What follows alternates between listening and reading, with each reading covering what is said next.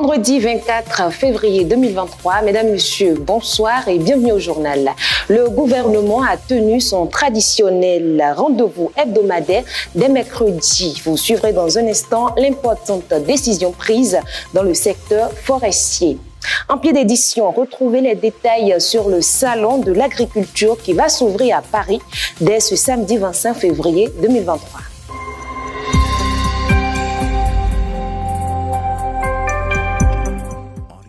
Nous ouvrons cette édition par l'une des grandes décisions prises en Conseil des ministres mercredi 22 février 2023. On eut égard à l'analyse de la réglementation forestière en vigueur qui révèle entre autres que la politique adoptée en 1994 est devenue obsolète et inadaptée à la situation du Bénin. Une importante décision vient d'être donc prise. Il s'agit de l'adoption d'une nouvelle politique forestière du Bénin 2023-2032 qui s'inscrit dans la vision du gouvernement consistant à rechercher une solution à la sauvegarde du patrimoine forestier. Cette nouvelle disposition législative et réglementaire vise à améliorer d'ici 2027 la qualité de la gouvernance du secteur forestier sur tous les plans, puis à préserver à partir de 2030 la biodiversité dans la totalité des espèces forestières. Les femmes sont à l'honneur dans cette édition à l'occasion de l'atelier de partage de connaissances de la GIFS organisé par SOS Biodiversity. De jeunes filles ont présenté le résultat de leurs travaux de recherche qu'elles mènent dans les laboratoires. Je vous propose de suivre ce compte-rendu pour plus de détails. Face à l'auditoire, elles présentent si bien les résultats de leurs travaux de recherche effectués dans les laboratoires. Les thématiques sont assez évocatrices et retiennent l'attention. Ma présentation d'aujourd'hui à cet atelier s'est basée sur l'identification des variétés de riz aromatiques cultivées chez nous au Bénin, parce que nous avons constaté que les variétés de riz aromatiques sont devenues de plus en plus des variétés aimées par la population, non seulement à cause du goût, mais également à cause du parfum que ça donne. Et quand on prépare ces riz, c'est très facile à manger, la cuisson aussi est très rapide. Leurs travaux de recherche ont abouti à des résultats concordants, confirmant ainsi la place majeure de la recherche scientifique dans le développement des systèmes alimentaires durables. Nous avons vu que les techniques traditionnelles utilisées restent encore précaires, moins performants pour assurer aux producteurs les semences en temps utile et à grande échelle. Donc nous avons découvert que c'est la biotechnologie végétale et précisément la culture in vitro qui est cette solution idéale pour la production de semences assainies au service des producteurs. Donc l'objectif de nos travaux, c'est de mettre à la disposition des producteurs les semences en temps utile. Toutefois, les recherches se poursuivent afin d'obtenir des résultats plus globaux. C'est un reportage donc qui est signé Cédric Bakpé, Séraphin Honti-Kandé. On change de registre. Bonne nouvelle pour les agriculteurs camerounais. Djangolo Farm, une nouvelle plateforme fait irruption dans le monde agricole. C'est une innovation de Bertrand Foff, entrepreneur camerounais. Cette plateforme a pour mission d'améliorer les conditions de vie des agriculteurs, des producteurs agroalimentaires et des consommateurs en leur offrant un accès facile au marché et aux informations dont ils ont besoin. On parle alimentation. À présent, au Bénin, la collecte d'escargots en saison pluvieuse ne suffit plus pour satisfaire les clients. Pour y remédier, des Béninois à l'image de Gloria Akoseton se lancent dans ce élevage atypique. Une équipe de notre rédaction est descendue pour faire le constat. Si autrefois, il était aisé de se procurer des escargots en saison pluvieuse au Bénin, aujourd'hui, ce n'est plus le cas.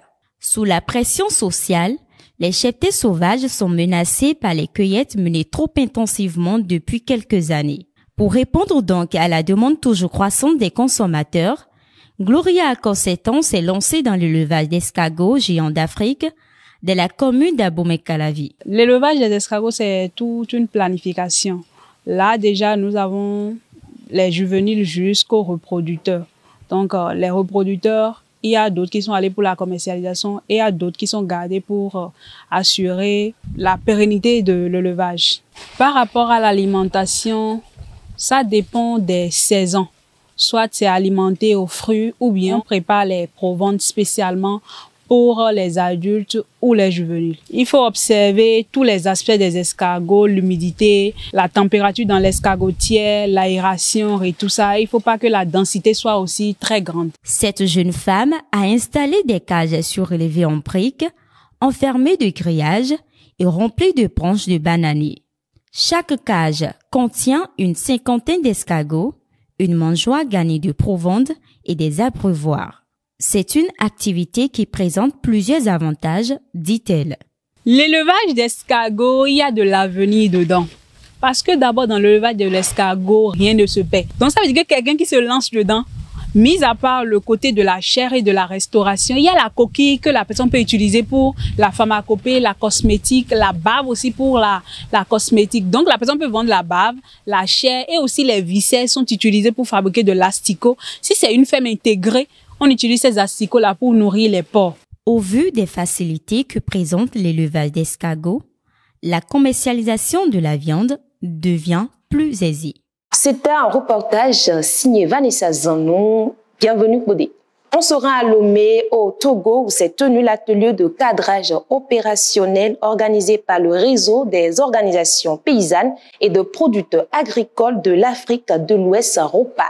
Tenu du 20 au 24 février 2023, Cédric Bakpé a recensé pour nous à cet effet les grands résultats atteints en 2022 et les défis pour 2023 de quelques délégations participantes. Suivez. L'ensemble des mouvements paysans membres du réseau des organisations paysannes et de producteurs de l'Afrique de l'Ouest, ROPA, se sont réunis à Lomé du 20 au 24 février 2023 pour participer à l'atelier régional de cadrage opérationnel 2023. On est là pour faire le bilan des activités de 2022 et surtout identifier les changements que ces actions-là ont apportés. Bien sûr, des changements pour les exploitations familiales, pour les organisations paysannes, mais aussi pour le niveau régional. Cet événement représente une occasion importante pour faire le bilan des avancées significatives réalisées l'année dernière et pour définir les perspectives pour cette année. Beaucoup d'actions ont été menées en termes de formation sur le terrain, particulièrement sur la thématique changement climatique, agroécologie. Des actions également de soutien direct pour permettre aux jeunes d'accéder à des financements qui leur permettent de s'installer ou bien de renforcer leur activité. Nous sommes vraiment satisfaits de tout ce qui a été réalisé au sein du ROPA.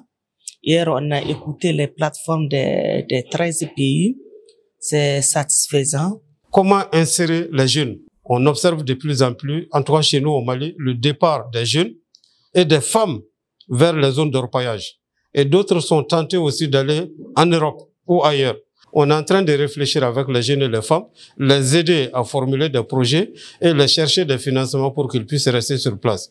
Ce rendez-vous est donc un moment clé pour renforcer la coordination entre les mouvements paysans membres et le ROPA et ainsi contribuer à l'amélioration des conditions de vie et de travail des producteurs agricoles dans la région. L'actualité à l'Inter, c'est bel et bien le salon de l'agriculture organisé à Paris où des centaines de milliers de personnes ainsi que toute la politique française sont attendues à partir du samedi 25 février 2023 pour célébrer la 59e édition. La commémoration durera jusqu'au 5 mars 2023. Une nouvelle édition qui se tiendra dans un contexte marqué par une forte inflation, à savoir la guerre en Ukraine et le climat qui met à mal le secteur agricole français. Le président de la République, Emmanuel Macron, inaugura donc l'événement qui occupe le parc des expositions de la Porte de Versailles dans le sud de Paris.